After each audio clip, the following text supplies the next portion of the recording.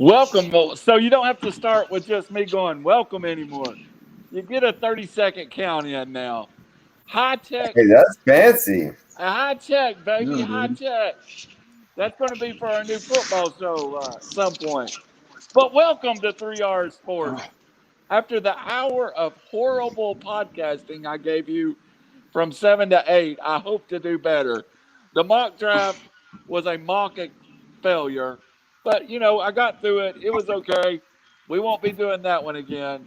But welcome to 3R Sports, brought to you tonight by Trevor Evett Pitching Academy. Hey, Raj, All right. does your son need some pitching lessons? He does, and happy birthday to him. Actually, today is his 7th birthday, but he's got a cannon, dude, way better than I did. But I was full Indian. He's only half, so he's got a better shot than me. Tell him happy birthday. I will. Happy dude. birthday. Hey, and that'll get him a discount at Trevor Evett Pitching Academy. Serious Heck guy, yeah. Trevor's a good friend That's of mine. awesome. Been around pitching for 20 years. He's going to be our exclusive sponsor the next month. He's trying to start a business. Trevor is probably 30, trying to get a business started. Let's support him all we can. Again, Absolutely. Trevor Evett Pitching Academy. I'll have the numbers at the end of the show, but he is definitely someone I would trust my kids with to learn how to pitch the correct way. But getting into the show, just wrong within the last 5 minutes, the Detroit Pistons get the number 1 overall pick. Woo. Is the Pistons a place that one of those players could make a difference, Robbie? No. No. No. The Pistons are you serve your time and then you move on. A la Tobias Harris, get the greener pastures. It's a basketball city, and it should be better than it is, like the team wise. But the NBA is so much about where players want to go, and the players have so much power in the NBA and free agency and forcing your way out. And it's not going to make a difference. It's good. It'll give hype around the Pistons. It'll get them. Presumably, it's going to be Kate Cunningham. So get them some young talent. And but no, injury. I'm sure we're getting to this. Injuries this year have kind of derailed the NBA playoffs. But teams are so loaded and star driven that a rookie in a team that's getting the first pick won't make a difference for a few years. So the second pick is the Rockets, and then the third pick are the Cavs. Somebody's going to get a center out of that group, don't you think, Raj? Oh yeah. It's kind of funny. Everybody was planning on Evan Mobley going 3rd to the Pistons, and that was what the hoopla was all about. But now it's wide open. The Cavs are pretty set at point guard. They got 2 of them. So Jalen Green, Jalen Suggs may not be the route they go. So you may see another SC guy. They had Andre Drummond. They traded him for peanuts. And as a Laker fan, we got Andre Drummond, and I want our peanuts back. But yeah, Cleveland's got Colin Sexton, Darius Garland. Jared Allen's their starting center. They could really use a guy like Evan Mobley. As for Houston, they have a former Trojan as well, Kevin Porter Jr., who has had some serious maturity problems, but that goes back to how he had very difficult circumstances coming up. But literally kind of like Yasiel Puig, just amazingly talented. He went off for 50 recently, but he's just never been an adult. Aside from that, they have Christian Wood, which was actually a great pickup before Daryl Morey left. So they don't really need a center. They don't have a pure point. Porter, Augustin, Avery Bradley, none of those are pure points. So I'm going to be Kate Cunningham, then Jalen Suggs, then Evan Mobley, and the Raptors sneaking in there at 4. Al Lowry may be on the move, but they're already a pretty decent team. So good on them for being in that position. The Warriors are going to get better and better. They're going to be loaded for the foreseeable future. They got what do they got? 2 picks in the top 13. The Warriors go 7 and 14. The Magic owns 5 and 8, which is unusually to be. 5 and 8. Robbie, where do you see Keon Johnson fitting in? He's projected top 10, somewhere around the Pelican, Hornets, Spurs. Spurs would be a good landing spot for him, don't you think? Well, yes. Playing under with Pop and then in that system and learning. Yeah, if of all those teams, if I'm looking at where I want to go, if I'm Keon, yeah, the Spurs would be. Warriors aside, yes, I'd like to go play with a stable organization, stable coaching staff. While they haven't been great in the recent years, it's still a stable organization and they do things right. They, Kawhi had his falling out, but overall they seem to treat players right. Right. He'd be behind. Isn't he kind of like a DeMar Johnson, Rudy Gay cloned a little bit?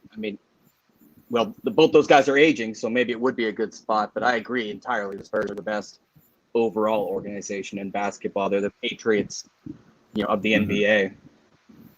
Also you've got there, if he slides a little bit, anyone that ends up on the Warriors right now, we've got to be happy. Some pieces are already in place there, and 2 first-round picks. Well, and they had the number one overall pick last year with Wiseman. Yes. Or top 3. He was 2. He was 2. 2. Okay, so yes, they have Curry, Clay, Draymond, and then Wiseman, who may or may not fit, but that he's still a piece to trade. You get 2 more top 15 picks. Look out. Got to be. I wasn't a big fan of the Wiseman pick. I thought they could have gotten somebody more versatile at 2. They're much smarter than I am, especially Steve Kerr, who is hard not to love. They got a very mobile, even more mobile than DeAndre Ayton type of big man. You're seeing what can happen with a point guard and a guy that's versatile and can run the floor, because that's today's NBA. This year they're going to have their pick, and I've seen them taking Jalen Johnson at 7. They're going versatility. I don't know contract-wise how they're going to afford everyone. I imagine Dre's on the way out first. But, just think of the possibilities with those 3 dudes plus Wiseman. You're absolutely right. It's kind of like not quite when the Spurs, David Robinson got hurt and they were one-man team, and then they tanked and got the number 1 overall, and then they got Tim Duncan, and the rest of the league was screwed for 3 years. But that was the original trust the process. Exactly. That was trust the process, number 1. But it's going to be interesting. The Warriors are an excellent organization, ironically, because for most of their existence they were awful. But now, they're and the Spurs are, in my opinion, easily the 2 best in basketball. Do you like the NBA lottery and the fact that they put ping pong balls in there and bounce it around? And it seems like the Minnesota Timberwolves, if they've got a ball in there, they win every single time. But do you like it, or do you think it's? I kind of sound. Here's a good comment. Well, no, it's not a good comment. Your buddy Jake Townsend about the Robbie about the Piston. We got 2 premium drafts last year, young Nicholas and a mix of veterans.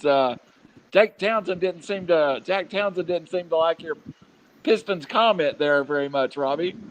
Yeah. Tell Jake he's the only one in the world that knows who's on the Pistons roster. I couldn't name you one player on their roster. I just know that the Pistons, and they're never any good. Jeremy Grant. They're flash in the pan.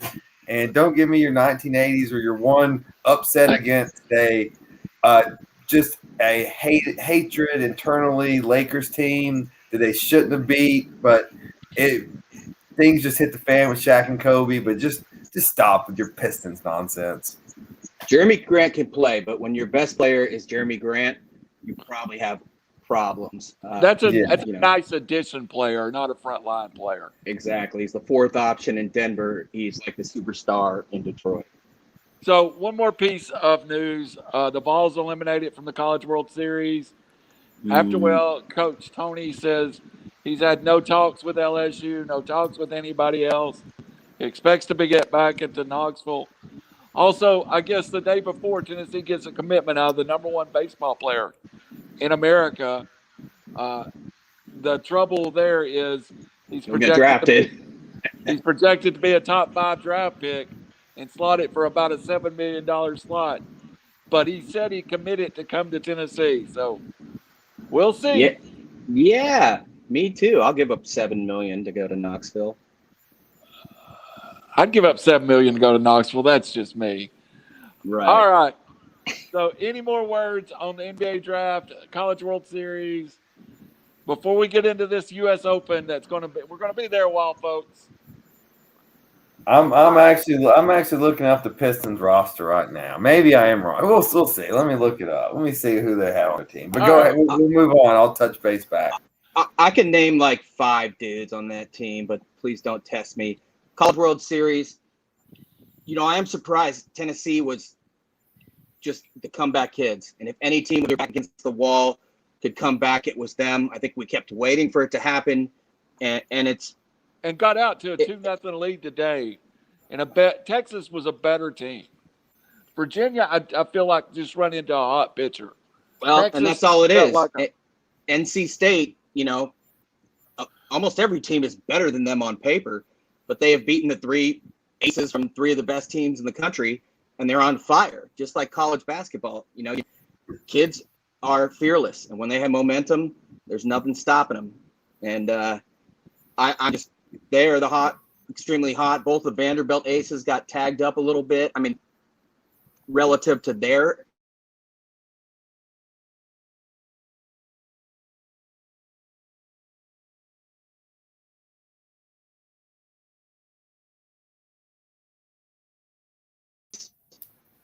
I figured they'd have more fans than anybody else, even if they try to be fair in terms of their equitable distribution.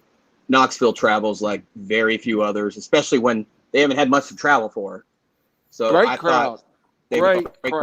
Great crowd. And I thought that would have a difference, but a pitcher that's on fire, and they ran into 2 of them. It stinks. Yeah.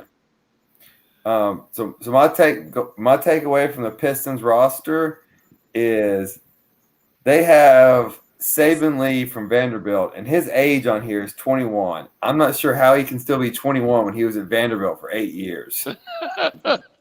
He was there. It's a really bad roster overall. Yeah. I mean, Plumlee's your starter, Sadiq Bey. These are nice college players. Wayne Ellington, here's his 2012. Killian Hayes. It's Jeremy Grant and a bunch of – I feel bad for Cade Cunningham, but he's going to be able to score 40 a night. Yeah. Watch me shoot. Is Cade Cunningham the obvious pick? Yeah. Okay. Yeah. I watched him I'd live. be shocked. I wasn't. Yeah. He can just do too many things at his size and his ability. Yeah.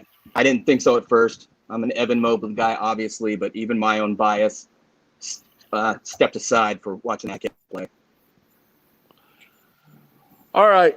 So we'll come back to the NBA. We'll get into the Hawks pulling off a nice upset, and no one can claim that's anything but an upset. But let's go to the Open first. It was a good Sunday for the Open. Enjoyable Sunday to sit down and watch some golf. You had a situation where you had somebody kind of just come from the backside to win the tournament. Robbie, before we get into the Draftkings, what did you think of the overall tournament? So disclaimer, I was working all weekend. I didn't get to see as much as I wanted to. I'm sad because for me personally, the U.S. Open is my favorite golf tournament. I like it above the mat. I love watching them struggle, and I love the course beating them down. You go to Augusta, they know that course, and it's pretty much the same every year. Some adjustments, but the Open is the challenge for them. So yeah, all the guys on Sunday, it was setting up to be Murderers Row, and then they just kept collapsing and collapsing and collapsing. DeChambeau, he looked like me out there on, I think it was 16, hitting it in the rough, sand trap.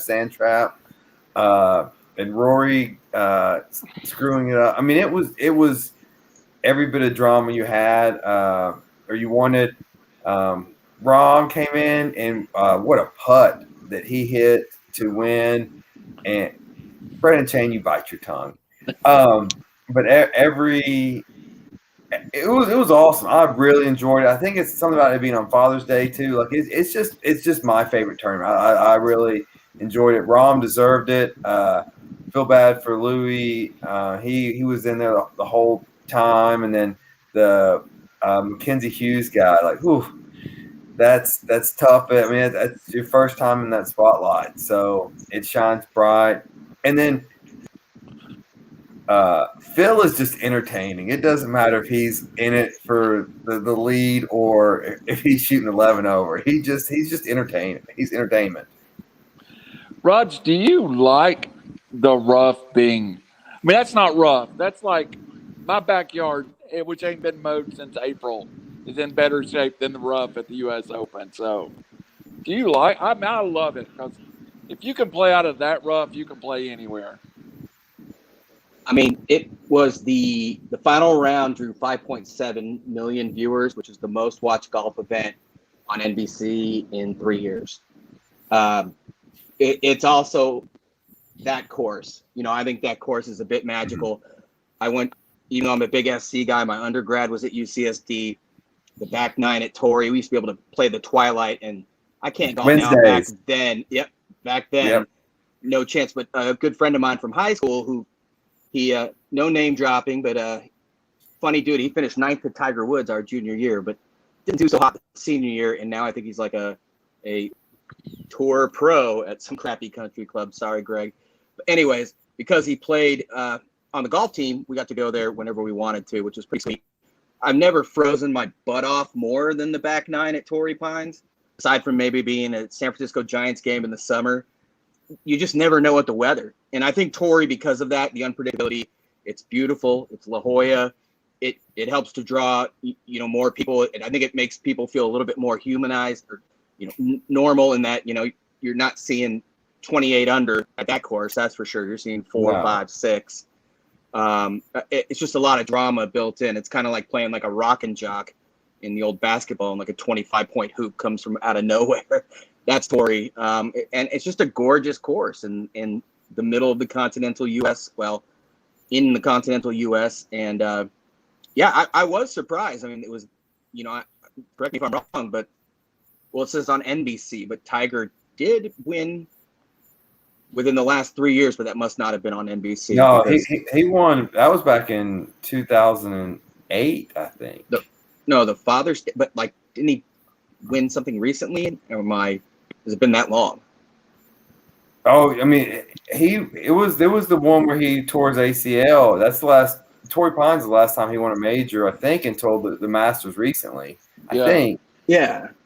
But that was on Father's Day weekend. And the Masters is on CBS, right? Yeah. Okay. That's why. That was the qualification on NBC. But anyways, beautiful course, good times. Even, I even watched a lot of that final round just because you never know what you're going to see out there. Yeah. Well, and I shared this with you guys on text. Like, like Raj, I went to school out in San Diego. And yes, there was a Wednesday night. Wednesdays after 2 p.m., I think you could play for like $50 or something like that. Something ridiculous on like a $240, $250 course.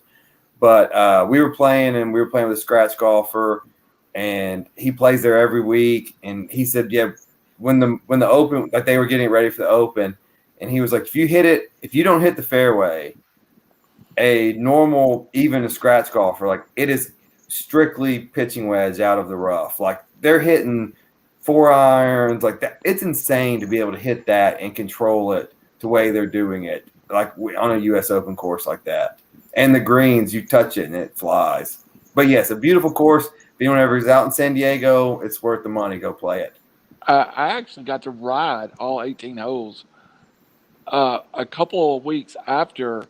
They weren't allowed players because they had either they were just getting ready to host the Open or they had just opened it. And a friend of mine got us on a cart and able to take us around Torrey Pines, and it is beautiful, man. It is real. It is one of the most beautiful places on earth. Even I'm not a golfer, but just riding the course was beautiful, beautiful place. It's a postcard. Absolutely. So now we all have not made any secret that we all, at different levels, enjoy gambling. You know, I'm more of a $10 parlay guy who plays a lot of really competitive Draftkings. You know, during football season, I'll play $300 or $400 on a Sunday contest, but you know, it's all over the day and different. So I'm not a big dollar gambler. Robbie, neither a big dollar gambler. I said that for Alice, and I lied for you. Robbie's also enjoys putting a dollar or two on the game. Rod himself too. But not only did I see this from you, Robbie, but I had other friends send me the same screenshot that they had predicted someone top 5, top 3, and they ended up in a tie, and their winnings were reduced. Am I correct in what I'm saying? That is correct. Your bet your nuts for this week was into that tournament. So tell us what happened to you. Yeah, so and I'm gonna set my iPad down and just listen now. My bet your nuts pick last week was Koepka finishing in the top 5 of the U.S. Open. I bet that live on air. You did. And there was absolutely no conditions, nothing at all that said, and I have been legally gambling for 16 years, and I have never heard of what they refer to as dead heat reduction. I had to go look back again to see what the term was.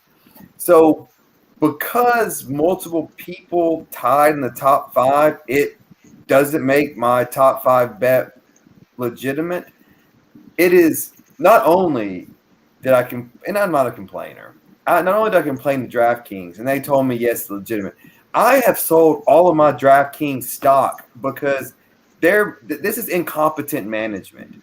They are spending millions and millions and millions and millions of dollars on customer acquisition. They are advertising. They're giving you $1,000 free play. They're giving you all this money to get you as a customer.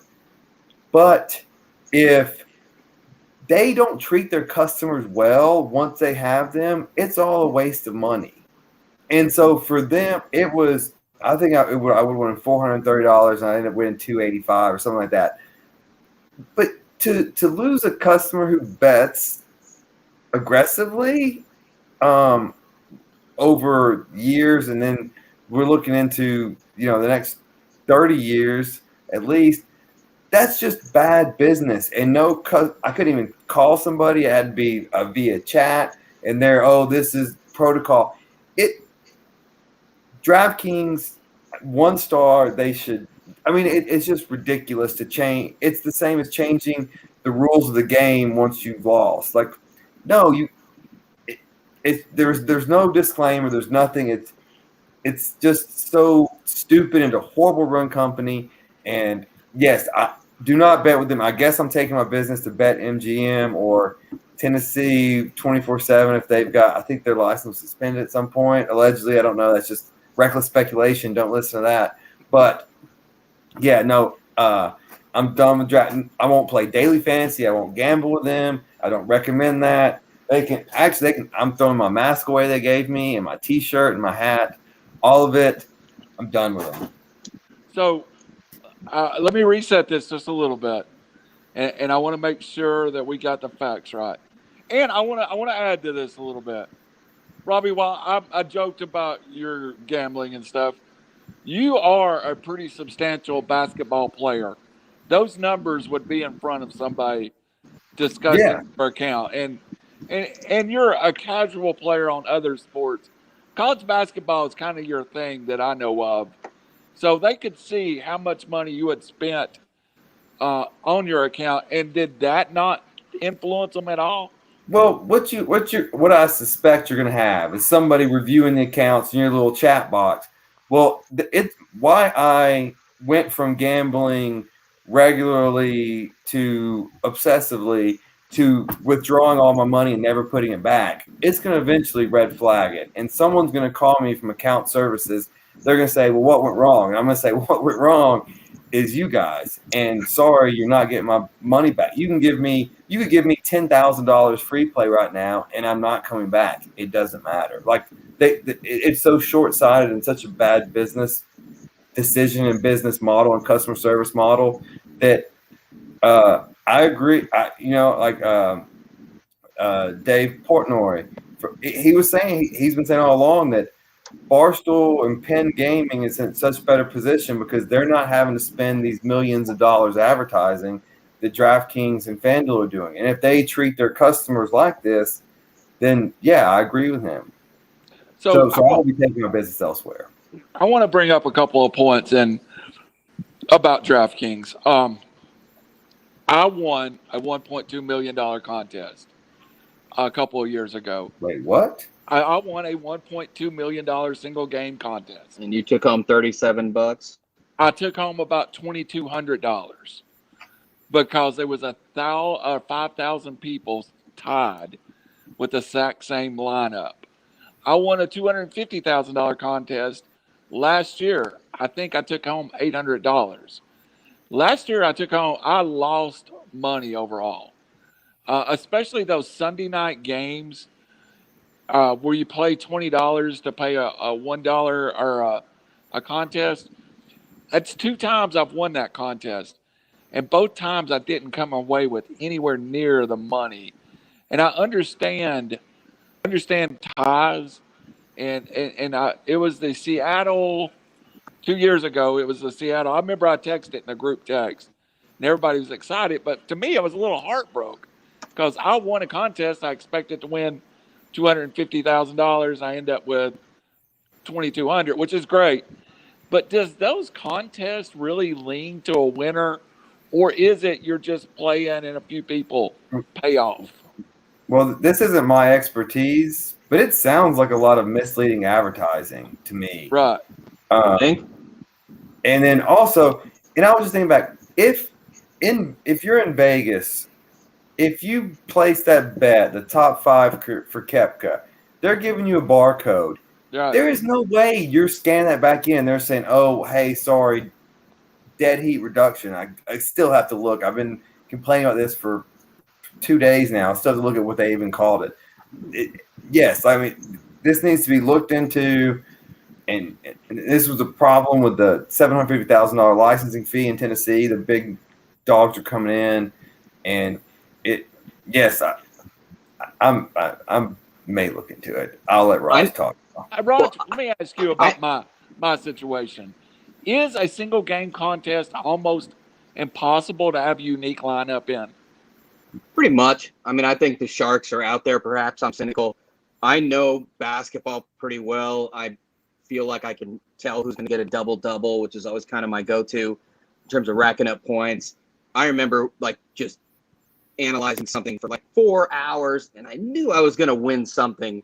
And I ended up winning $15, even though I placed third and I tried to find the right contest. And I was like, dude, this is not worth it. At least fantasy football is a year long. And really the payoff is it's the journey, not the destination in fantasy football.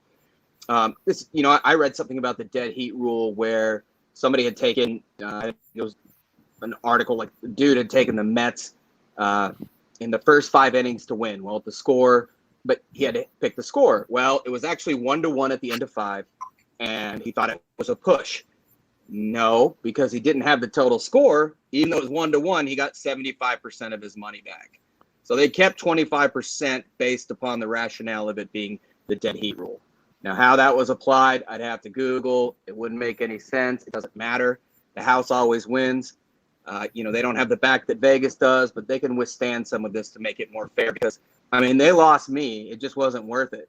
I know people that do really well, but I don't have the time to, spend there and collect $7 here, $28 there, and be in a tie with 1,700 other people. I just can't do it. Is it fair that you're competing? Like if you play the $20 Millie Maker contest, and hey, Draftkings, I'm a loyal customer that's frustrated too. You should boycott. I went to FanDuel 2 years ago, and I may go back again. Just because I felt like I could. I don't know. We'll talk off there. FanDuel treated me a little better. How many bots are doing that too? I tried to do like a $50 one, thinking, oh yeah, I'd weed out some people. Even though I wasn't sure if I'd win. I knew I wouldn't win.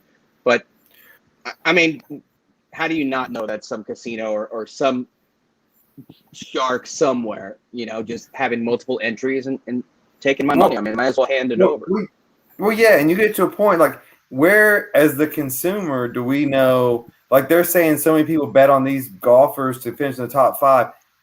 Can I see that data? Like, how do I know that's accurate? Like you're telling me these things, but you can't disclose who bet what and what their bet was. But so now you're you're controlling the payout without disclosure. It's almost like the government. It's like unilateral and stuff. Doesn't seem right. You made my last point. Even though I did end up with $2,000 and I'll take $2,000 tomorrow. I think the grand prize was supposed to be about $500,000. So how do I know I tied with that many people? Yeah. You were like, how do I know that? I'm rich, bitch. Well, I'll be honest.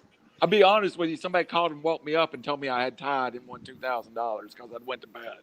It was the Seahawks and the Rams. It was a West Coast game, and I had it. So, but at the time, I didn't really think about it. But now looking back, I look at my payout. All I could see was who was in first place and a few other names. I didn't sit there and scan all 2,000 names. Seriously, if somebody wanted to be a unlegit business, it would be very easy in daily fantasy. Oh, well, let's just, and I'm not accusing Draftkings of this. By far, I'm saying, like, if you have, let's say on NFL Football Sunday, you have 100,000 people playing. And the winners, if it's 20,000 people, you take 10% off of that because of ties. I'm trying to get my air quotes in there. Ties. Well, there's no auditor in there that I know of besides internal auditing. Well, they've just made a ton of money while paying out, while getting people This is the house of cards that I think why online gambling has been so hard to get past. I've been a proponent of it, and I still am, but I want it to be legit. And you can't throw in a dead heat reduction at the end of a bet. That needs to be disclosed at the beginning on your. I can pull up my bet slip. Like it's just not disclosed at all, and it's just ridiculous. So, and this is the last topic I'll bring up. I have been researching this. I'm going to try Yahoo for the next year for my daily fantasy football. Yahoo has a 0 retention on several contests. Payout equals, and, Yahoo works different. They want traffic, and that traffic drives their business model. So I'm going to try Yahoo. Have either one of y'all tried the Yahoo Daily Fantasy? I have not. I have not either. Well, maybe that's something I can track and get back to you. But yeah, I just opened a, Yahoo has a little different payout structure. They seem to be a little more not making money off of the rake, as you would call it, but more about the traffic. And we'll see how it goes. Raj, do you play a lot of daily fantasy? I don't anymore just because of that. It's like Big Perm said, Big Worm in Friday, it's playing with my emotions. Playing with my money is like playing with my emotions. You think you're going to win, and it's just such a big, massive pool of people that I expect to tie with 1,300 people. And it's not, again, the time I spent when I actually tried, I was like, come on, dude, every time. I used to be more into it. Are there times where I feel like I have an advantage based upon my team, things that nobody in the world watches, like late night Pac-12 football or basketball, and there's a single game, but I'm up watching it? Yeah, I'll try to weed out people then. But overall, no, you can't pay me on Sunday morning to do any of that stuff because, I don't want to spend 2 hours trying to win $7 or share $7 with 70 people. Yeah. Robbie, you were the offended party. And again, just a disclaimer here, no one has claimed that DraftKings are doing anything illegal or not playing the games that they say they are, but it seems like they bend all the rules in their favor. And that's where I stand. Where there's smoke, there's fire. They have a huge marketing budget. They have to cover that every week, every day, every month. I don't know of any wrongdoing, and I'm not alleging that. I'm just saying, look at what's in front of you. Yeah. All right, guys. A good subject. I think that's something we need to monitor throughout the season. And I'm also a player of best ball, where you just do drafts.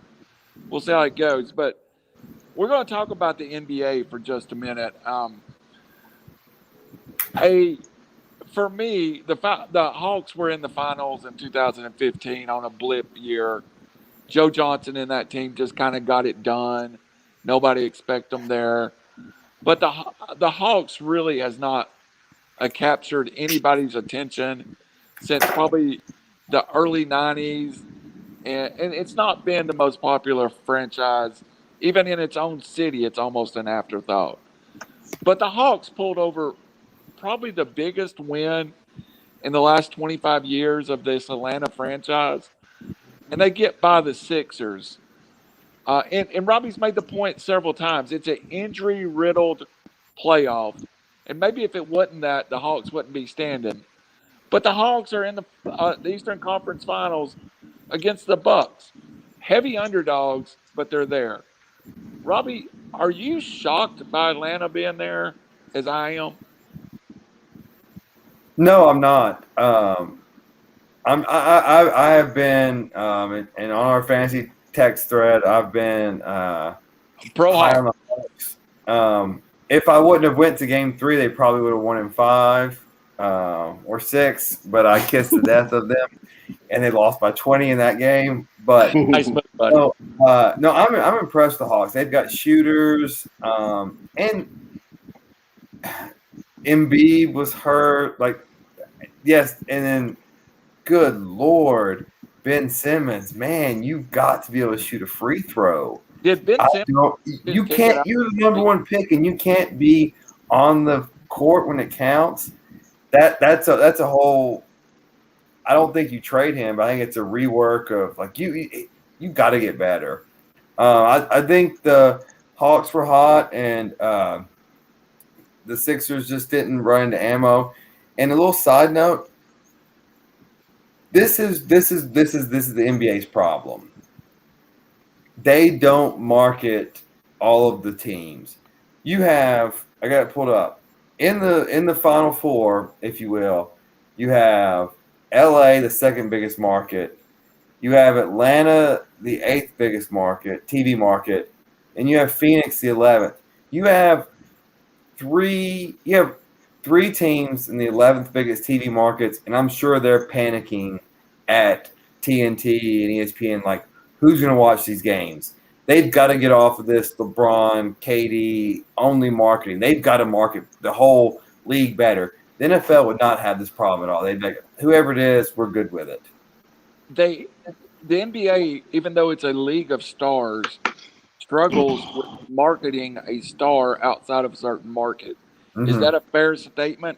That if Trae Young was in Brooklyn or LA right now, his star power would be much greater than Atlanta? Rod, you kind of gave that a yeah, but no. It depends on the market because I think baseball is worse, and I'm speaking Oh, tradition in the urban community. I remember years ago, Ryan Howard was the best first baseman in baseball, and they asked young African American players who the sixth man was on the Sixers, and the Sixers were garbage then. Of course, it's the same sixth man who's been the sixth man on every team and on the Hawks, Lou Williams. Blue. Yeah, he's there, Lou, good old Lou. And they didn't know who Ryan Howard was, and the guy was hawking Subway at the time. I think it's market relative is my point. Do I think that Trae Young is super marketable? I don't know. I mean, Atlanta's a town that they like straight up, dirty in your face basketball. Trae Young looks kind of like, I don't know, Prince. I mean, now Prince can ball. Don't get me wrong. I saw that Chappelle show, but Yeah. there's something about him though that kind of rubs people the wrong way. You took Charlie Murphy to the rack. Yeah, he serves him pancakes. But no, it's tough in that sense. That's one thing about Atlanta's team. Like, I thought they did a brilliant job in the offseason. One of the few bold things I said on Twitter was that the Hawks will make the playoffs. Right. I knew they'd start out slow because they have so many different pieces, but they really did well in terms of balance. And case in point, Trae was 5 for 23 from the field, 2 for 11 from 3. Kevin Huerter had 27 points. Gallo had 17. Lou Williams, Boggs didn't have good games, but different guys have been stepping up for that team. Even my boy Okongwu, he'll come in and get 4 or 5 a monster dunk, 3 or 4 boards. It's next man up in Atlanta, and that's pretty rare, this day and age. Back to your original point, I know they were like showing Quavo and at the game and little scrappies up there at halftime. I think Atlanta needs to be more proactive in that sense. Yeah. The possibility is endless. It is one of the largest African American central cities in the country. It is the largest educated, based upon the number of institutions of historically black universities in Atlanta. I mean, the possibilities are endless.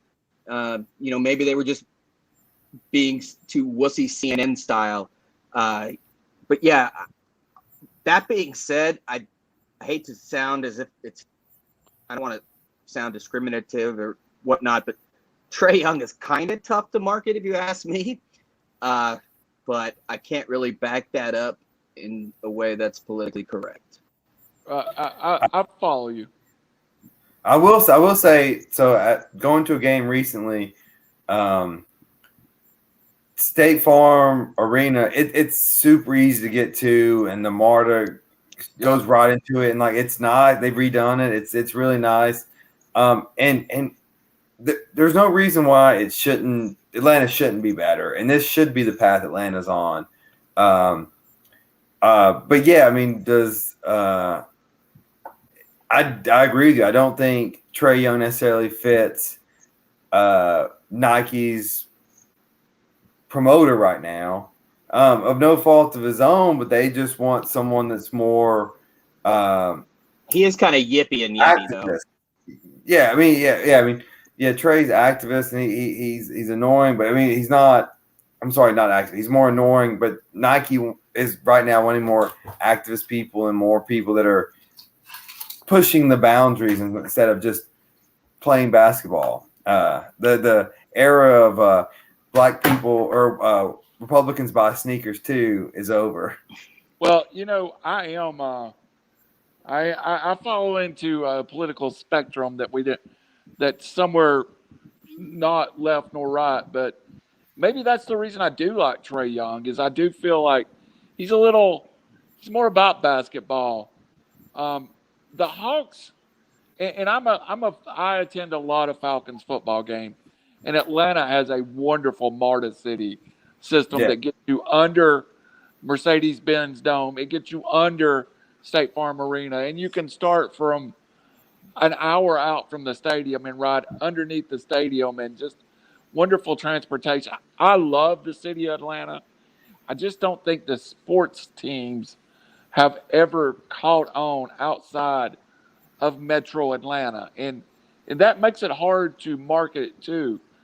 We live, and I know we don't put it on. We live about 2 hours north of Atlanta, and we are about 2 hours, hour and a half. We're 2 hours east of Nashville, and I'm a huge minority being a Falcons fan, which is actually the closer city than Nashville with the Titans.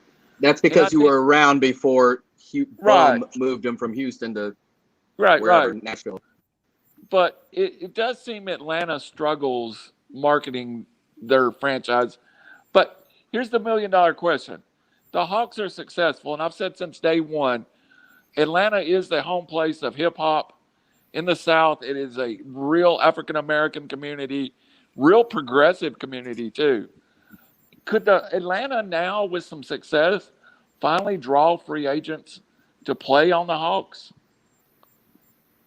I mean, personally, yeah, I think they need to take more advantage. When you look at LA, you've always looked at Nicholson and, Kiedis and Flea and all these dudes, Snoop Dogg and people hanging out. Like, they need to embrace their culture more. After Outkast, they put the South on the map, and, the ATL, it just sounds cool to say.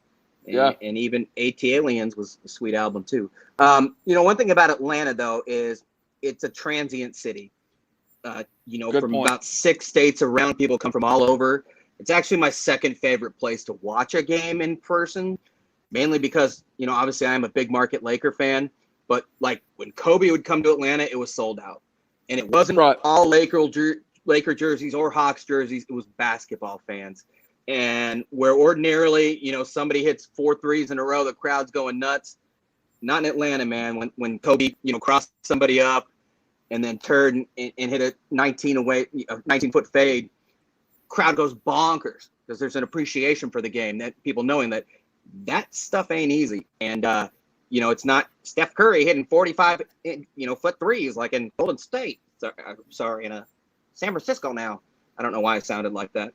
But it's really one of my favorite places. But I think that's also part of the thing about Atlanta. You can't fool Atlanta fans, right? Like, you can't just, hey, there's Trae Young, like he's the guy. No, man, they got to respect him, and they got to respect the player. They will sell out based on the player. They will see, they meaning city of Atlanta fans. That didn't sound right, but at least I'm brown. People, you cannot fool fans, really. And Atlanta fans have a very deep knowledge of basketball, and it's based upon the game, upon the respect, not upon the dude selling pancake batter or something. I don't know why I went back to that, but you get what I'm saying. I will say the football is very similar. I mean, you set in a crowd that really knows football. Robbie, let you take this home. The Bucks are an awful big climb for the Hawks, though, and then we'll jump over later. Wait, can I comment on Atlanta fans? Oh, go ahead. Yeah, go ahead. Oh, okay. I didn't think you knew none besides me. So. Well, no. Hey, I before the Titans, and I was going down to Atlanta as a little kid all the time. Yeah. So Atlanta to me parallels with San Diego. And what I mean by that is a lot of transplants, and they already have their NFL team. They already have their NBA team. All of us of a certain age grew up watching the Braves and the Cubs. And so I think the Braves are the most natural fit as far as a fan group. And then you compare the Falcons fans and the Hawks fans versus the Atlanta United fans, because no one there had a soccer team.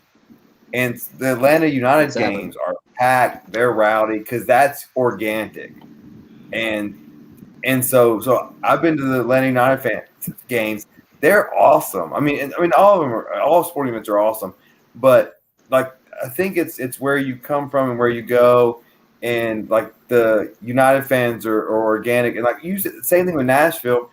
If you have a Nashville, even before we started sucking as a Titans fan, Nashville, Pittsburgh, there was a lot of Steelers fans in Nashville because that's what they grew up watching, and you get that kind of displacement. As far as the second part of that question, the players going to Atlanta, I don't think it's the weather why they moved.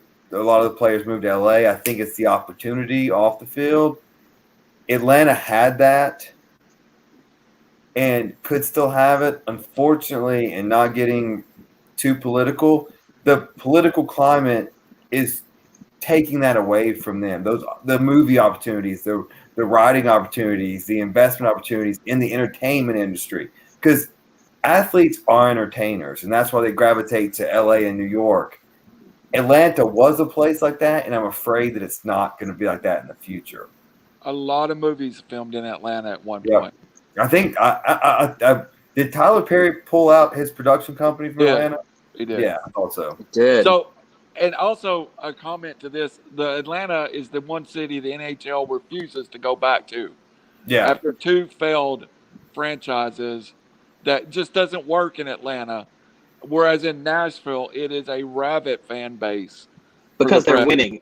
You know, Right. Rob is absolutely right. When you have something entirely born and conceived in an area, it's yours. And then they start winning.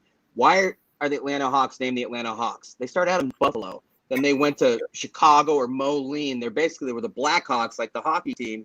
And then they moved to, Atlanta or Milwaukee and then St. Louis. And then, you can't fool fans, especially native fans that are born and raised in an area that have more pride than anything. When teams are born and conceived, like Vegas, the Golden Knights, massive there. That's the first time they've had something to call their own. And Vegas, the Strip is 1/1,000,000th of Las Vegas. I love the Golden Knights. Oh, I mean, they've changed a lot of different things in many, many ways. But Atlanta's no dummy, and the first time they had a team that was their own was the United. And sure, there are some nice wealthy suburbs and soccer moms, and it is soccer, but they had 75,000 for a game in that. I mean, that's insane. And awesome. People say Atlanta's not good fans, LA's not good fans. No, man, you just have to give them something to root for.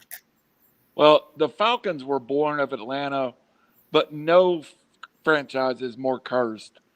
To be an Atlanta Falcons fan is to accept a curse.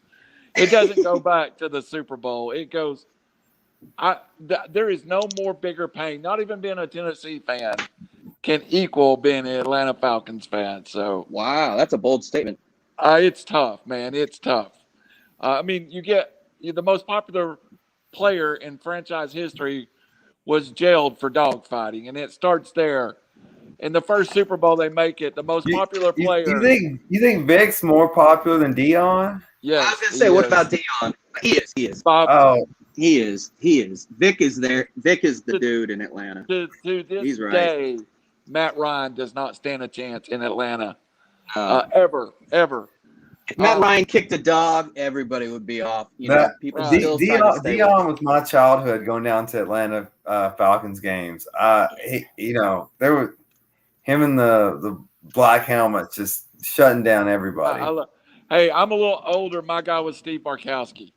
Oh, absolutely. What about Chris Chandler? Randall, do you remember the game where the first game where Dion went to the Niners and came back to Atlanta, and him and Andre Rison got in a fight? Yeah. I was like, you call that a fight? You were at that game? They were like, yeah. That's the hardest. And Dion took a pick six. Yeah. To the end zone. Dion had the last word. Yeah. You could say he burned down the house that day. And Dion's running partner, Algie Crumpler. Brandon heads that one. But sweet name. But getting off before we leave Atlanta, and I guess we'll just go ahead now, and before we go to the next subject, let's go ahead and talk about the finals, Eastern Conference, Western Conference. I think the the Hawks can make it competitive. I just don't know how they get around the Greek Freak, and I think it may be Milwaukee's year, guys. What do you think, Robbie? I've been riding Atlanta all postseason. I'm going to stick with them. I agree. The Greek Freak's a monster. I'm still riding my fear of injuries ruining this postseason. It's ruining so much of it, and I still think it's going to happen. I'll take the Hawks. No real rationale behind it besides I want it to happen. But the shooters can get hot, and Milwaukee's a 2-point team, and Atlanta's a 3-point team, and I'll take that mathematics. Good point. How about out west, Raj? And then we'll flip it. Robbie, you'll get Raj, and then Raj will get east. All right. I think we're being robbed because Kawhi Leonard and Chris Paul are two of those players that are true joy to watch. Neither of them are playing. One because of COVID protocol, the other one because his knee, and it seems like it's way worse than it is. Big ups to playoff Paul and playoff Terrence Mann for actually getting the Clippers there, which did surprise me to an extent. But then again, it's the Doc Rivers factor. When Doc Rivers leaves, you tend to win. I would just like to see this series with those two players because it's drastically different. And right now, CP3's assisted turnover ratio is poetic. The things that Kawhi Leonard does on the basketball floor are, indescribable. Right now, it's Booker, who doesn't really shoot a lot of threes ordinarily, but in that game, in game one, he had 40 and he shot 50%, but of course he shot like 80 times. But he's the only real scorer left, a true scorer. I know that Paul George can shoot, but he's a volume shooter. I'm not a huge PG fan, but the bottom line is it's not awesome basketball without those two guys. You're taking away the two best players in the game, and that blows. I'm no Clipper fan. If they had Kawhi, I would take them. People forget the Lakers were up 2-1 on Phoenix before Anthony Davis essentially died. Now, Phoenix is a well-balanced team. They've got a lot of different parts. However, they're kind of like Atlanta, though. They're a good team, but they could be like a poor man's championship team in that sense. A lot of different roles, depth, but, the greatness factor may not be there. So this series, I'm disappointed. It's in that it's not what it could have been so far. It's on right now, and I'm like, So you think it's Suns then without those two players? Yeah, if Kawhi were playing, I'd take him. But what's going to happen is the Suns are going to win the first two, and then Paul George is going to win the next two in LA, and we're going to have probably a boring 6 or 7 unless those guys come back. And I'd say boring because those guys are true basketball players that make the game better to watch. They make players around them better. They play hard on both ends. They do everything the right way. There's no celebrating from, Chris Paul a little bit, but Kawhi posterized Derek Favors. And that was the most celebrating he did, is just kind of looked at him in the face. Anybody else, it was ugly. He murdered him. Just really quality, classy basketball players that are true professionals. And now I'm starting to sound like Jay Billis or Tim Legler, but as a basketball fan, I would watch every second of the series if those guys were playing, but they're not. Robbie, what about out west for you? Not to echo too much, but without Kawhi, it's a whole different series, and without Chris Paul, and one, I can't believe Chris Paul's out with COVID. Come on, man, get the vaccine, and just get the back. You only got so many chances in this thing, and this probably is your best chance now. Stupid COVID in Phoenix. They're mad at the Chinese. Yeah, but that's Phoenix for you. Yeah, I think Chain asked Booker v. Young, who you got? That's a hell of a one-on-one game. It is.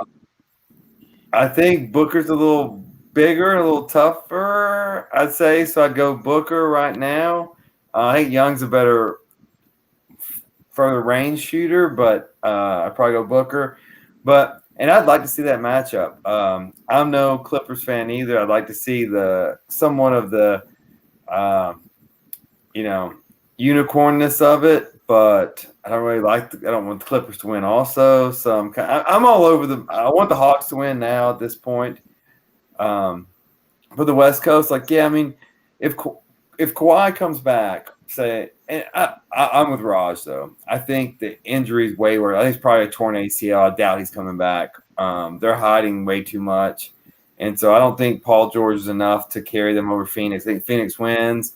I think the Hawks win, and I think we're going to have a Hawks-Phoenix duel, and I think it will be fun. I do. I think that's the funnest matchup. I really do. That's two major market teams. I saw Phoenix win a title in '76 when I was 10. I don't know if they've won one since then. The Hawks have not won a title since St. Louis, and so I do think that would be interesting. But do be prepared if Atlanta wins for everyone to be Hawks fans in Atlanta. I will. Yeah, I've already accepted that fact, and it's transient, dude. And that's what people do. Yeah. The Trae Young they're just totally different players. Trae Young is Chris Paul, who shoots 18,000 times more. Devin Booker's a spot shooter who has Chris Paul. If Chris Paul played the 1 and Trae Young played the 2, Trae Young would probably score 900 points a game. Just different players. I think 6'1" versus 6'4" or something. But I understand they're young superstars that are going to run. They may have had a history at Kentucky and OU. I can't remember, but they're both guys that score 25 points a game. One's a point guard though, and the other's not. If it were Atlanta and Phoenix, I'd be stoked personally. I do think that would be the lowest rated finals since 1938 before. It's pushed out to July though, isn't it? So it's just is it correlating with the All-Star break in baseball? It may be the only thing in town. Yeah, I think the finals get a little better rating than we think, but I'm with you. Jane says hard on the Hawks, money on the Suns. I'm going to take the Bucks and the Suns and root for the Hawks with all my heart. If I pick the Hawks right now, I can assure you they are not winning the series. So the only thing I can do to help their cause is pick the Bucks. At least you're not superstitious. I'll go to Game 6 wearing a Bucks jersey, and the Hawks will win the game. That's it. I have only Tennessee fans can do this. I have 2 topics left, and only have time for one. So I'm going to go with the NFL roundtable a little bit. I want to ask you all some questions, and it's, as I told you, this doesn't apply to fantasy football at all. But I just went through a mock draft, and I was shocked by some of the things that happened. I also been researching some stuff. I want to get your gut feeling without any rehearsal on a few subjects, and we'll do it rapid fire. Then we'll get to bet your nuts, and then we'll close it. Just once again to endorse my bud Trevor Evett at Trevor Evett Pitching Academy. He's been doing it for 20 years. He's still working with high school kids as we speak. We have a formal commercial I'm getting recorded, but just for me, I will give you. I want to give out. Let me read this here. Matter of fact, Trevor Evett Pitching Academy. He's originally from Saudi days. He's had his hand in pitching or in baseball the majority of his life. He took lessons from all the best around and willing to travel to showcase throughout the area. Continues to help with the high school team. Lessons available from 8 to 18. Anyone that's looking to get serious about pitching, call Trevor Evett at 423-504-3198. Spell his last name for me. Randall, please. EVETT. Excellent. And this will be on the River City website for the next 4 weeks, and we'll be promoting it. And we actually have a commercial coming here before long. And I know the guy. The one thing that he teaches that I really love for young people, and he teaches it very well, is mechanics and the safety of protecting your arm while you're pitching. So that's something that people often overlook. So Trevor is a friend and a viewer, and we're helping him out getting his business started. Heck yeah. So going to the NFL, and we've lost Robbie. I was reading, and we lost. It must have been Nick's drink. It's soup time. Or cold beer, or he's calling Draftkings to let them know what he thinks about Dead Heat. Or Allison's calling him to plug Dances with the Stars. Dances. Oh yeah, I gotta do that. And I got my hair mixed up. I missed the hair fairy today. I'm checking my haircut. Oh, but wow. apparently, there's nothing to do in Columbia, Tennessee, besides get your hair cut. I was trying to watch the U.S. Open on Sports Cuts or whatever it is. It was like an hour and a half wait. Then with the Great Clips, it was like a 35-minute wait. I'm like, I don't have time for this. I don't have enough hair to pay someone professionally to do it.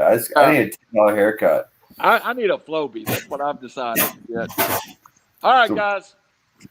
So we got about 10 minutes. And then we'll be on to Bet Your Nuts. I hope you got your nuts ready. I thought we were doing an hour and a half. Now we're doing 2 hours. We're an hour and 10 minutes into it. Okay. You need to check your math though, but yeah, it's 20 minutes. That's Tennessee math. 23 minutes. Bet Your Nuts and close usually takes about 10 minutes. So are we not doing baseball? We'll see after we get through this topic. All right. So I want to run some things out at you, and you're going to give me your gut reaction, and then we'll come back to baseball because I think we'll get it all in tonight. And let me go back. Is Big Ben still Ben Roethlisberger with all those weapons a viable starting quarterback? Robbie. Viable? I mean, yeah, that's. Can we get a higher standard? Can we get a? Can Ben Roethlisberger take the Steelers to the Super Bowl at 39 years old with all those weapons? No. Can he take them into the playoffs deep? Deep AFC Championship game. Get by the Titans or the Chiefs? No. Raj. Not those teams, no. That being said, I think it comes down to their offensive line. I think they still have DeCastro. That's probably the only holdover from back in the day. Villanueva left. I'm just checking it out right now. But man, Ebron, Chase Claypool's a future superstar. Juju, Deontay Johnson, that guy can motor. Najee Harris. He's got a lot of weapons. Yeah, Najee's a player. We all know he's going to do pretty well.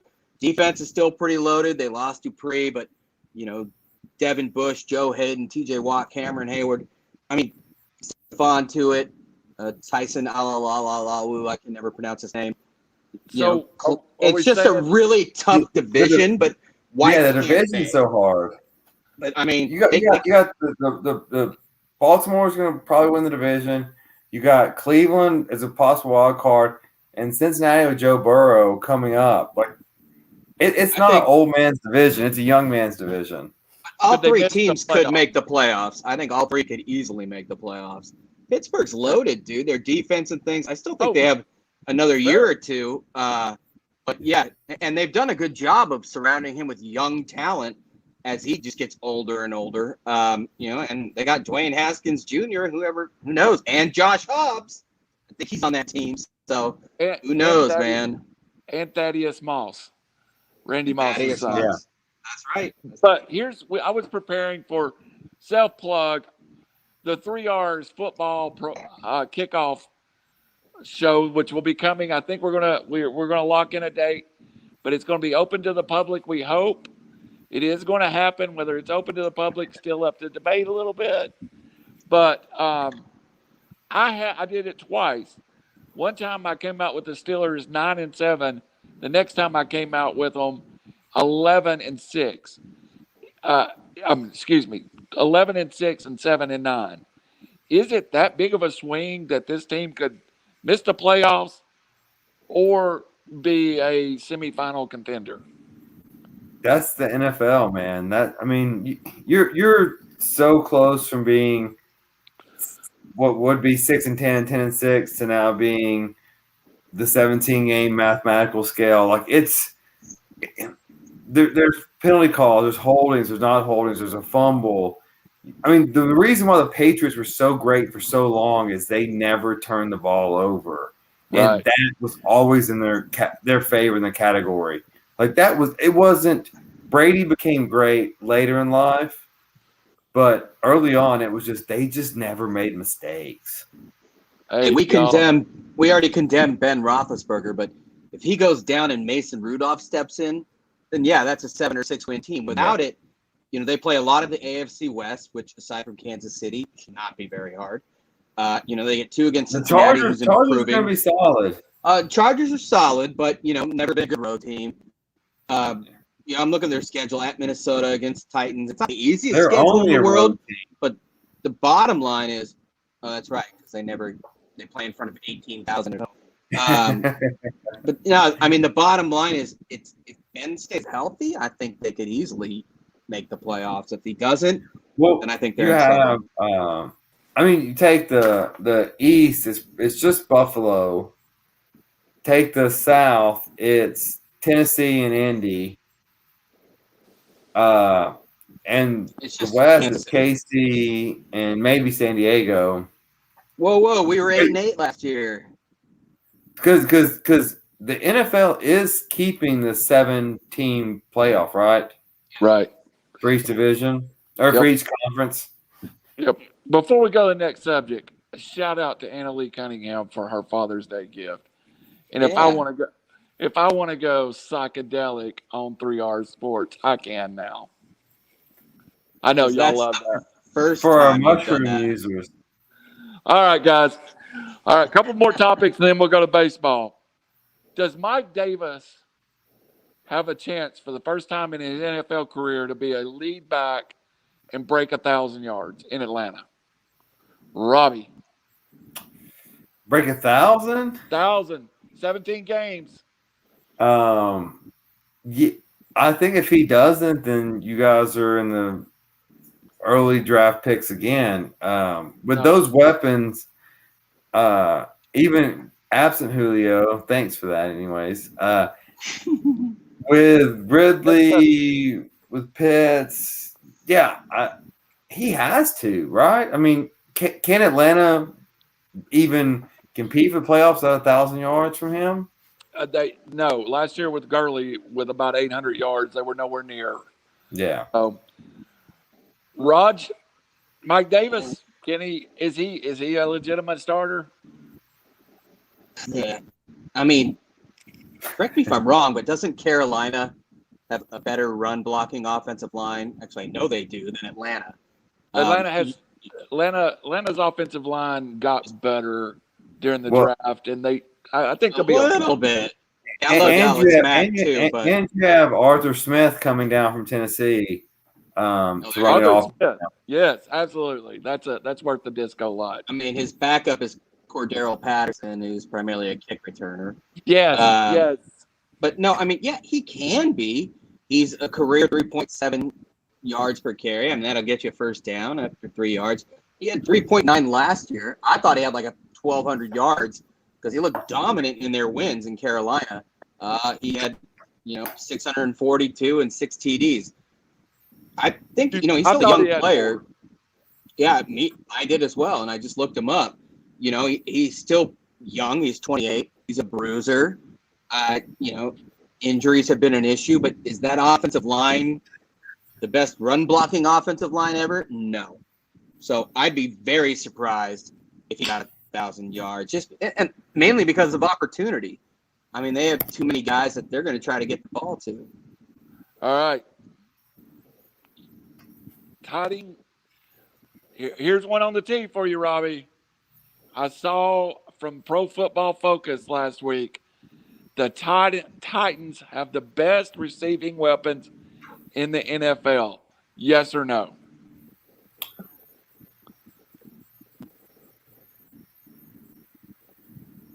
I won't disagree with that. I'd say possibly Kansas City will tie with that, but no, I won't disagree with the Titans having the best. It's easy when you have the best quarterback to throw them open at Kansas City, but no, the Titans are loaded. I rate Dallas. Dallas was my number one team, wide receiving group. They're But definitely faster. But I think getting Josh Reynolds was an awesome move by the Titans. He definitely is a change of pace of those two beasts on the outside. I mean, if I'm in a dark alley and I want to start a fight with a wide receiving core, it's the Titans all day. I mean, everybody else can beat it. But no, I mean, overall, it's Dallas is pretty darn quick and elusive and playmaking, but Julio Jones and AJ Brown, I weep for DBs. That's a tough. I mean, I don't know how you defend that. With Henry in the backfield, it's a defense coordinator's worst nightmare. You defend it by praying that Ryan Tannehill is Ryan Tannehill. Yes. Well, Adam Gase is not walking through that door. All right, last round Fair table enough. question, and I tried to get everybody's team. Who is the starting running back for the Las Vegas Raiders? And has anyone fell faster and harder than Josh Jacobs on the fantasy boards this year? Robbie, go first, please. Well, I gotta look up who the backup is for the Raiders. You probably know.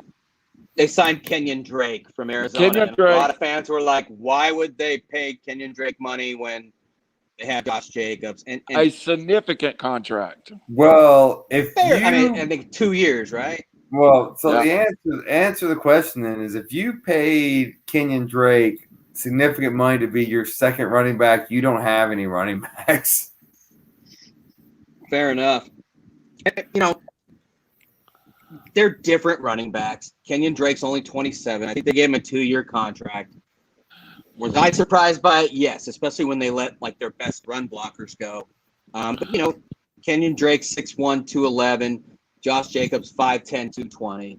I think they always want that thunder and lightning. They had it back in the day with Tyrone Wheatley and Napoleon Kaufman, Lendale White, Reggie Bush. Atlanta had it back in the day with Freeman and whoever guy would run people over. They didn't spend that. I can't remember the contract, but it was certainly an interesting sign to say the least.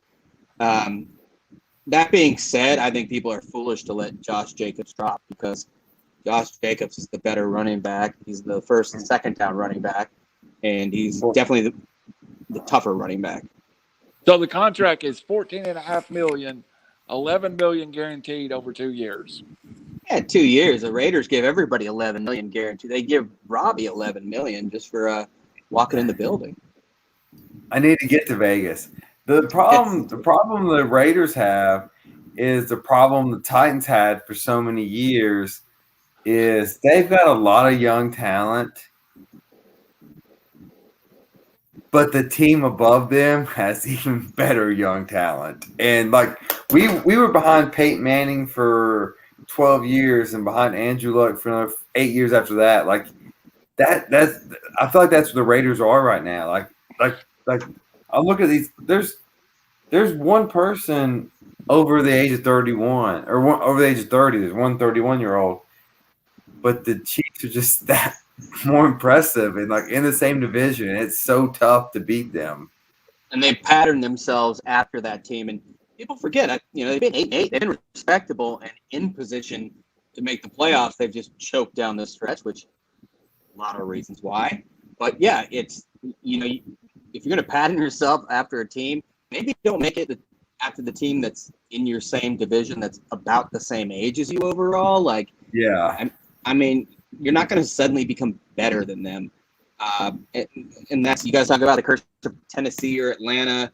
That's the curse of the Raiders, man. Ever since the Tuck Rule game, I'm done. Still one of the worst calls in sports history. The worst call. It is the worst call. They changed the rule immediately after. But hey, it's neither here nor there. Yeah, Mahomes is only 25. Clyde Edwards-Helaire is 22. The interesting part of Very well run. Tyreek Hill's 27. It's ridiculous. It's going to be contracts with Kansas City at some point, because I think next year they've got to pay both Hill and Kelsey, and that's one of them. I don't think both of them gets paid. So, but Kelsey's getting pretty old, right? Yeah, Kelsey's 31. 31. They made a great trade for Orlando Brown when they lost. They did. That was a great. They did. I mean, the organization is very smart, and they've got dudes. Tyreek Hill beat up a kid allegedly. Andy Reid's son, God forbid, that's awful. Basically, permanently injured a young girl. You don't hear about this, and I'm not saying that to be vindictive. I don't think it's. We should talk about it just to spite them, but it's kind of a Teflon organization in that sense.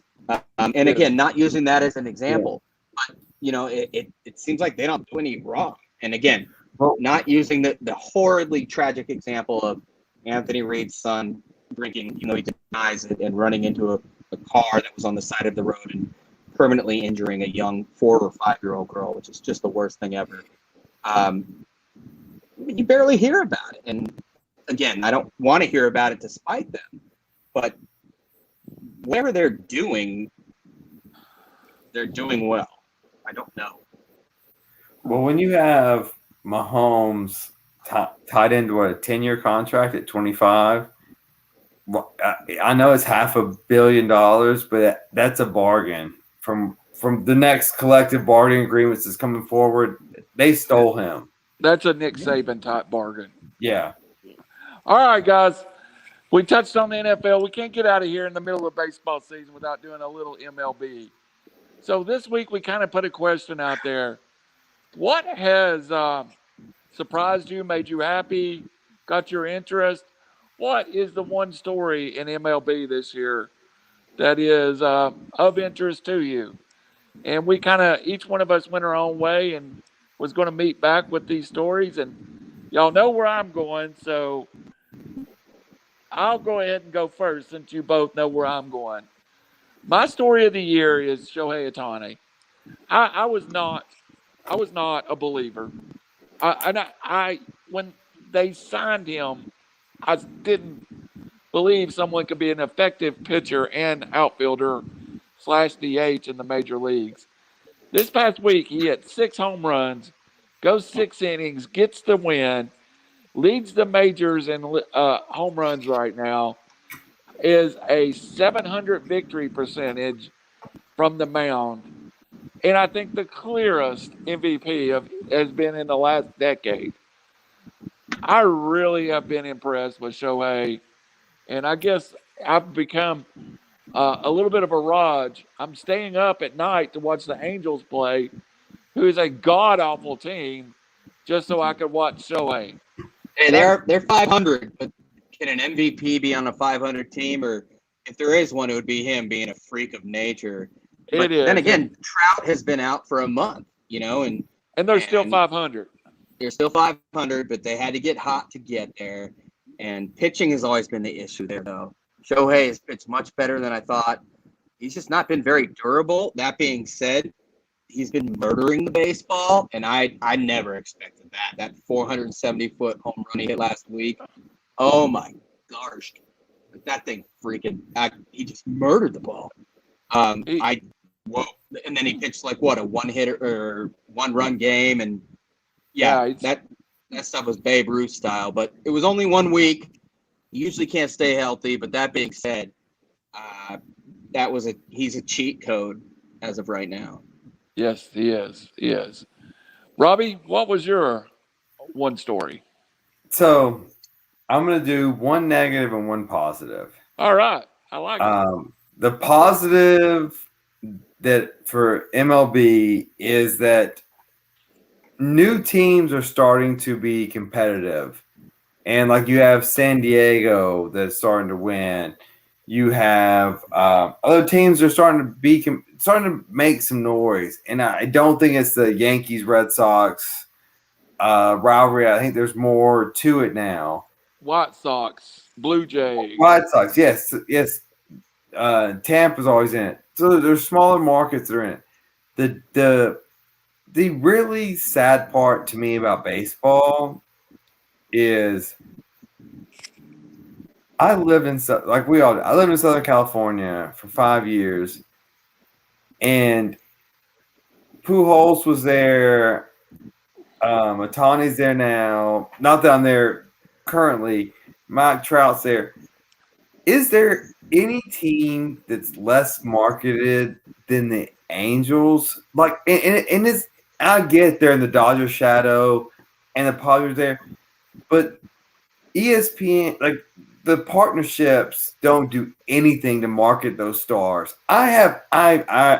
This may be an exaggeration, but I was thinking on my way back from Columbia, they had a 2-hour drive. And I was like, I don't think I've seen Mike Trout ever play baseball. And I have definitely not seen Tony play. I just haven't. I've seen him on SportsCenter. I've never seen them play a live baseball game.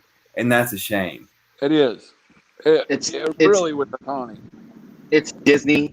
It's, they're not Disney anymore. As someone that grew up near Anaheim Stadium, it was the Dodgers or nothing in Los Angeles. Yeah. I mean, we just all bled Dodger blue. When the Angels started winning, the World Series in 2002 or whatever with Tim Salmon and Troy Glaus, and, then the Orange County fans jumped on board, which are all, primarily transient as well, or Nouveau Riche or whatnot. But even now, it's mainly little league kids or whatnot, and they get to a certain age and they usually like someone else. But yes, they're horribly marketed. It's a vapid stadium as well. Anaheim Stadium is where the Rams played. They've tried to, when Disney took it over, they had waterfalls and garbage. It's when the Dodgers play there, it's 90% Dodger fans, 70% Dodger fans. They're, at least the Clippers sort of rebranded and did their own thing and got Kawhi and Paul George and wore black uniforms, and they didn't go after the iconic purple and gold. The Angels have never been marketed well. The one thing that their former owner did, his name escapes me, but he said, I'm reducing beers by 50 cents. And then fights increased by a ton, but so did the crowds, Yeah. But yeah, they're just, whatever it is, they're just, no one wants to watch the Angels on Sunday Night Baseball. And they have superstars, Rendon, Pujols, Pryor, Trout, Otani, superstars. We missed, I can throw a name out like Tim Salmon, who had a great major league career. That was a mainly an Angel, hit 300 home runs, and probably nobody even knows who he is. I think the Angels were more on TV in the Nolan Ryan era than their whole rest of their time I've watched baseball. Because when Nolan Ryan was on, you could get an Angels game. Go ahead, Robbie. I was watching the Dodgers back then, so I didn't know he was on. Go ahead, Rob. Sorry. Raj, when they were the California Angels, were they still in L.A.? Anaheim. Same stadium. They've never moved. They just rebranded their name. Rebranding, changed the stadium. So they got some of the Inland Empire. The 909 would come in. We used to say like 91 Freeway, exit Anaheim Stadium, or Anacron Stadium was kind of our joke, even though Dodger Stadium, East LA, like, kind of proud of that in a weird way. But it's just the Angels have rarely – exactly. They aren't my crime partner. The Angels have never – I mean, again, the only time I saw real fans they weren't even real. It was when they won in 2002, and people just jumped on the bandwagon. And Mickey Mouse was at the stadium because Disney owned them at the time. It was like, God, this is perfect. Well, I got my master's in at Chapman in Orange, California, right by Anaheim. Right there, yeah. And like baseball season was going on, and there was never even like parking lots full. There was no buzz at all ever. The Hooters parking lot was more full because we'd go to Hooters, and then halfway through the game we'd walk underneath the train tracks and then go to the game. Yeah. But in Chicago and New York, the White Sox and the Mets really have their own identity. They Yeah. are the anti-establishment teams. If you meet a Mets fan, they freaking hate the Yankees with a passion. And the White Sox Braves. fans hate the Cubs. And a White Sox fans, even more than that, is almost like a little cult of we're the Sox fans. So you don't have that with the Angels. If I may, though, as well, the South Side of Chicago sucks. It's a crap 40, hole. 50% of 80% of the year. You know, Shea and Flushing Meadows. Hey, my mom. Not exactly the most from awesome the South place. Side of Chicago. Hey, I'm not saying they're Raider fans. My Man. mom's They're a White Sox fan. Well, that's the people that I want to, get down with in a dark alley. But Anaheim, California, they're not going to gain an identity unless they actually win.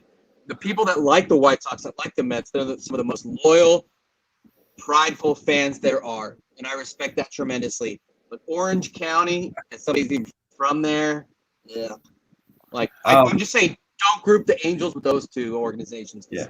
Funny organizations. Funny story, real quick. So my mom moved from South Side of Chicago to Tennessee early, probably 40s or 50s, and she had her White Sox jacket on, and that was before the Braves came down in Atlanta, and it was like when baseball was foreign to the South, and she was like, "Oh, all the boys thought I was so cool because I had my White Sox jacket on, and I knew about baseball."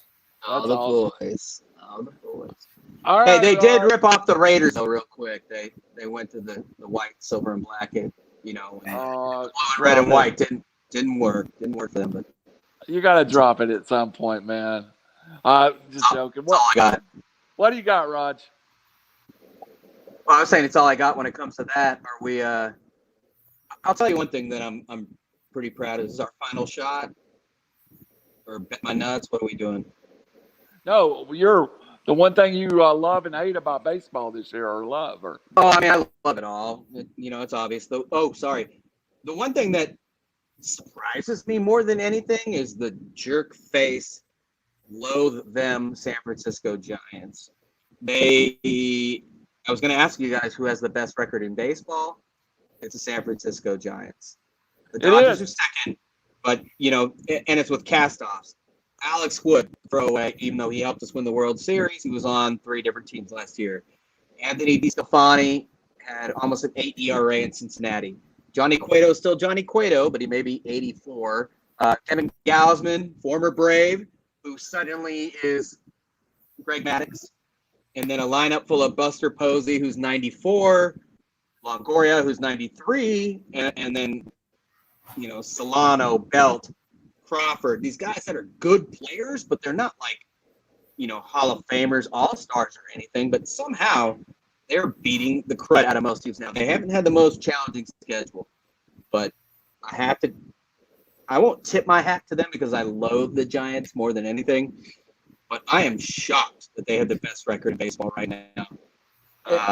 Ironically, my bet your nuts is going to be a Giants against the Giants pick here in just a second.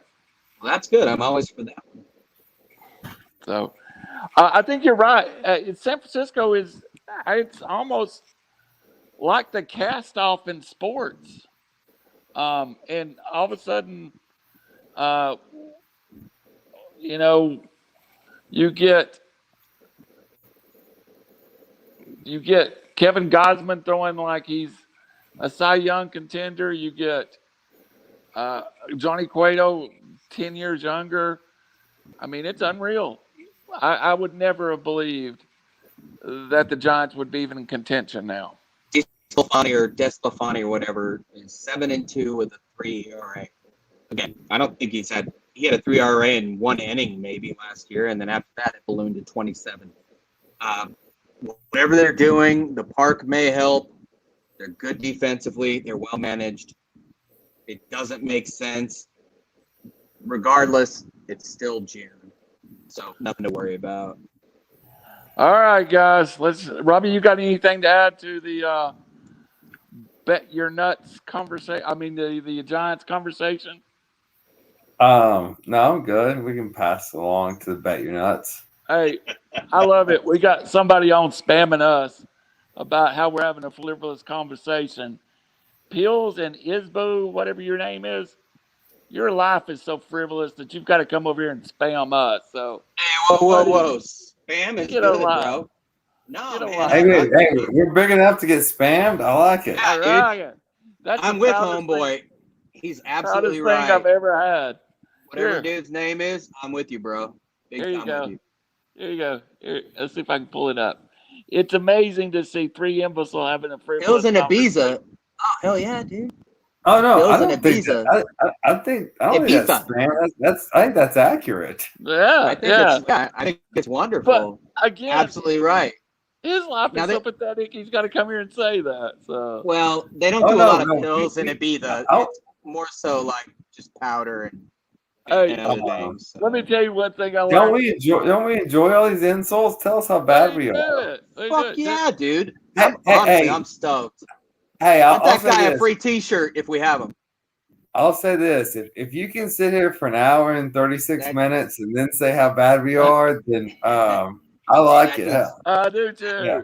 That dude's rad, dude. I'm all about that dude. Thank you. And Ibiza. Actually, hey, what was his name? Hey, Bills if you'll in donate Ibiza. in Ibiza, if you'll donate to Dare to Dance, I will match your donation, whatever it is. Yeah. All right, guys. Up to $1,000. Hey, normally I don't answer spam, and we get it occasionally, but it does feel good to be. Talking about spam's the best. All right, bet your nuts time. Bet your. So I sent out the restructured standings, and I think we all are within one game of each other. I believe I still have a one-game lead on you fellas. Robbie is setting with a no contest, but we give him a double on the NASCAR picks. So, what has everybody got on Bet Your Nuts this week? Rob, you got to go first. I'm reeling from last week. Okay. So, for people that did not tune in for the first part, boycott Draftkings because they're the worst and they're not ethical, and sell all your stock if you own stock in that. Not financial advice. So, in the sports world that y'all may not be watching, there is someone that is dominating the sport unlike any other. Oh, and here we go. Yanks do really bring down the average IQ. Huh. Come on, man. You need better than that. That's really bad. Hey, he's talking about me. Oh, well, tell whatever his Right on, name dude. is I'll take a percentage of his bet this week. Yeah. So I'm with him, dude. He's absolutely right. there's one guy who's dominating the sport unlike any other, and that is Kyle Larson. Absolutely. This week, he's won 2 or 3 in a row, and he is favored this week. He is plus 225 to win. The next best favorite is plus 700. That's a huge gap in NASCAR. So take Kyle Larson to win. I got to register for a new account because DraftKings sucks. So I'm taking my money elsewhere. But I will be betting. I'm not selling you guys short. I will bet my own money on this pick. Kyle Larson to win. He's going to go 3 or 4th in a row. He's the best driver now, and I'm trying to get this topic on the 3R Sports later. That he had no sponsor 4 weeks ago. Now he has sponsors after he starts winning, but we'll discuss that later internally, I guess. But bet Kyle Larson to win. It would have been on, but I just forgot to add it. All right, Raj, throw it out. Hey, why don't you go ahead first? Because my Bet My Nuts pick is in process right now. All right. Yeah, that's a little better. He said Robbie needs a roadmap to find his way home. But that's really not Robbie. That's me. Hell yeah. It's smack talking. So Smart man. here I go. We have talked about the Giants and we've talked about the Angels.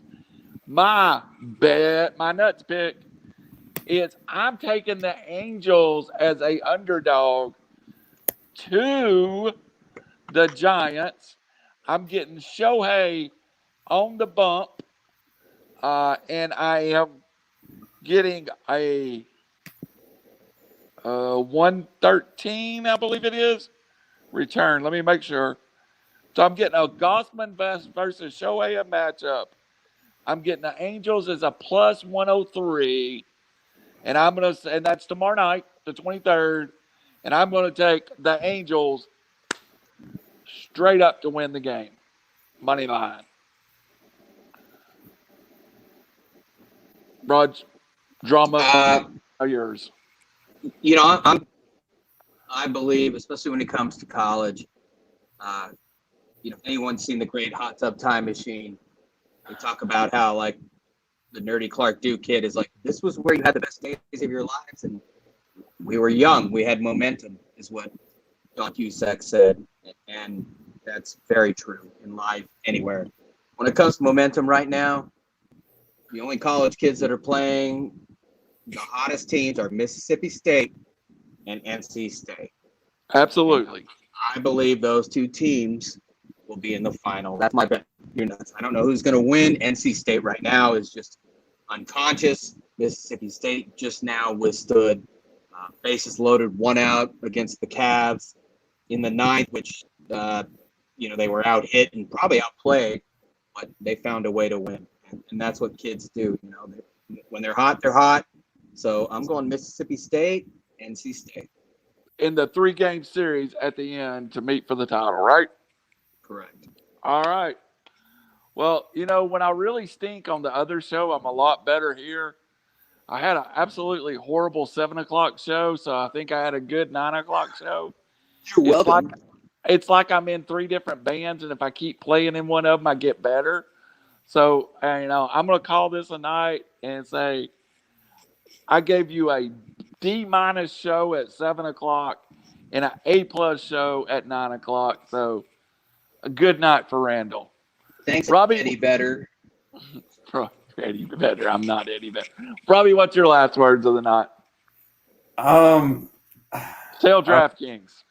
Yeah, my last words are what they've been a little bit the last few weeks and what they are this week. Yeah, F Draftkings. Don't want to get messed up with the FCC. So F Draftkings. Also, if you want to donate to charity, Dare to Dance, I think Randall will send out a link again. Yes, I will. I don't know if anybody donated last week, but again, I will match anything up to $1,000 that we get.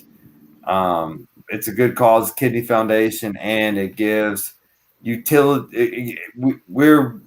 My wife is dancing for money to give utility so people don't have to worry about power and water and electric if they have kidney failure and all that kind of stuff. So it's for a good cause. And so if you can, please donate, and I will match up to $1,000 of what you guys give. I'd really appreciate it. And then I can't wait till next Tuesday again. And thanks for watching. So just a little note to that. I will post everything again, send it out to everybody again. Things that people don't realize, when Phil had his transplant surgery, he had to live in a hotel for 6 weeks next to the hospital. Mm-hmm. He couldn't return to his normal home. There's a lot of expenses other than doctor bills and stuff. So, and I think that the Kidney Foundation goes an extra mile to try to make those lives more livable. So yes, wonderful cause. Everything is posted on River City right now. And again, I will ask you, we have a Patreon. Please hold off to giving to the Patreon. We don't want to post it yet. Let's raise some money for the Kidney Foundation. Then we'll move on to taking care of ourselves. Please give. Rog? I think we should help raise money for another good cause, which is for shooting lessons for Ben Simmons. It's I'm a defender of him. He usually is a walking triple-double. He's first team all defense because he's so versatile. He can defend basically 5 positions if they had to. Mainly because Embiid doesn't really want to mix it up until it's after the fact and then he gets tough. But man, I mean, I don't know how many times he didn't take a shot in the fourth quarter. And we talked about Trae Young going 5 for 23. Well, I mean, at that point guard position, at that part of the court, wherever they went, there was no threat on the other side from Philadelphia. Like, he couldn't even take a shot. I think it was game 6 or 5 when Philly lost by 3 and he missed 10 free throws. I know he's 6'9". Even Shaq, like we all used to clown Shaq, but when it was late in the game, Shaq was probably 60 to 70%. It was on the line. I read like he powered up. Fourth quarter, Shaq was 67% for his career. Well, and Shaq was never scared to shoot. Ben Simmons is scared to shoot. That's what I'm saying. He won't even shoot. Yeah. He's a point guard. He touches the ball more than anybody else. Point being is I was a defender, no pun intended, in that, you know, he was such a good defensive player and he's very skilled and he can do a lot of different things freakishly, but mentally, you know, he's soft. And my final word is I'm finally giving up on how soft that dude is mentally because there's no reason why the Sixers should have lost that series. Not saying that Atlanta didn't deserve to win. Atlanta deserved to win. And like I said, they have 6-7 guys they signed, next man up. But, I mean, you got Embiid, you got that team, you should win the series. In the future, can we discuss, is Doc a good coach, great coach, or mediocre coach, or bad coach? Because did you see Josh Smith? He won one, and he's lost a lot of talent. Yeah. Dude, Josh Smith blew him up. If you have not seen that, former NBA player Josh Smith on the Clippers played under Doc, and the Hawks, as Randall will know, absolutely lit up Doc. Like, I mean, it was pretty bad. It got personal. I mean, I laughed, but yeah, it was wow. If you haven't seen it, watch it. Happy belated Father's Day to all you dads out there. And if you didn't get a cool gift like this, I don't even know what to say. You know. When's our swag coming? When don't we get T-shirts? Swag shipped today from Atlanta. Hey, if I'm getting swag, I want pills from Ibiza, dude. Those are going to be good. Isn't that what that dude was doing right there? That's, you know, those are good pills. I'm all about. We got hats coming too. So, dude. And not no flat bills, snapbacks, old school. I couldn't order no flat bills. It wasn't mine. Yeah, you gotta. So, like a baseball glove. That was a great show. Well, I guess we can get off the air. Pills for Ibiza. Send me some Valium. Peace out. We'll talk to everybody next Tuesday. Hey, get ready for football this August. Special show coming up. Football season is going to be insane. It's going to be 3-hour shows without even bothering for a break. Imagine the Raiders, dude. They're going to sell out in Vegas. Oh gosh. Which one of y'all going to come jump on the air with me on Friday night and call a high school game? That's what's going to be interesting.